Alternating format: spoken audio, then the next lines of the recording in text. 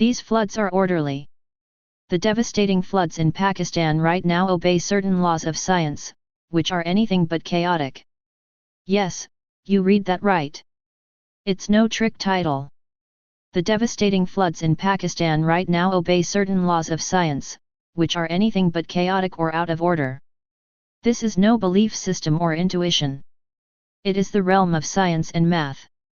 And there's no room for hoping, wishing, politicking, and so forth. Flash floods, super floods, and whatever other scientific terms may become the everyday reality of our lives.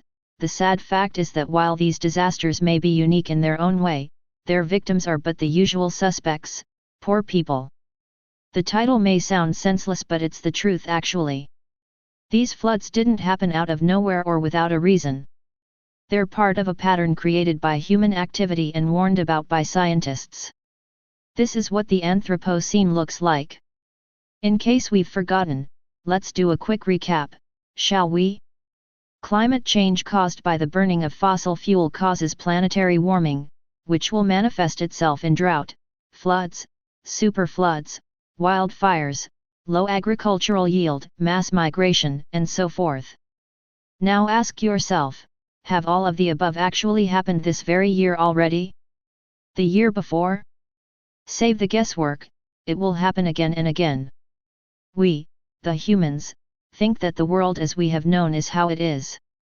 Some of the wisest among us go back to about the great-grandfather time to make sense of the evolution of human understanding and to make sense of things. That, however, is shorter than a mere blip in the history of time and Earth.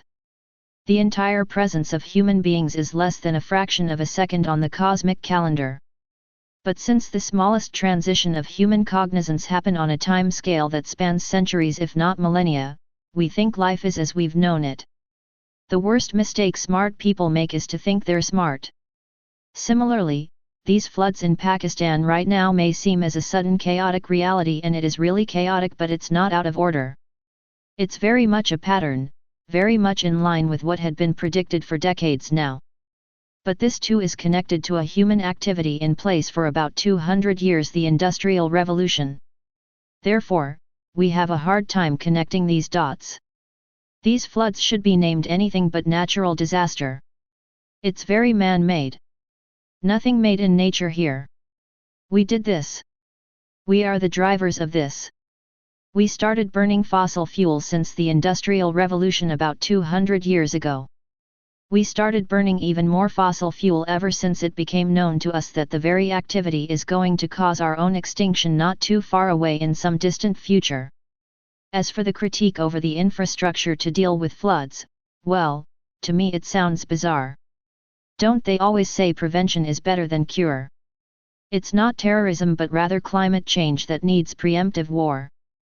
Well, technically the preemptive phase is almost over, but you get the idea.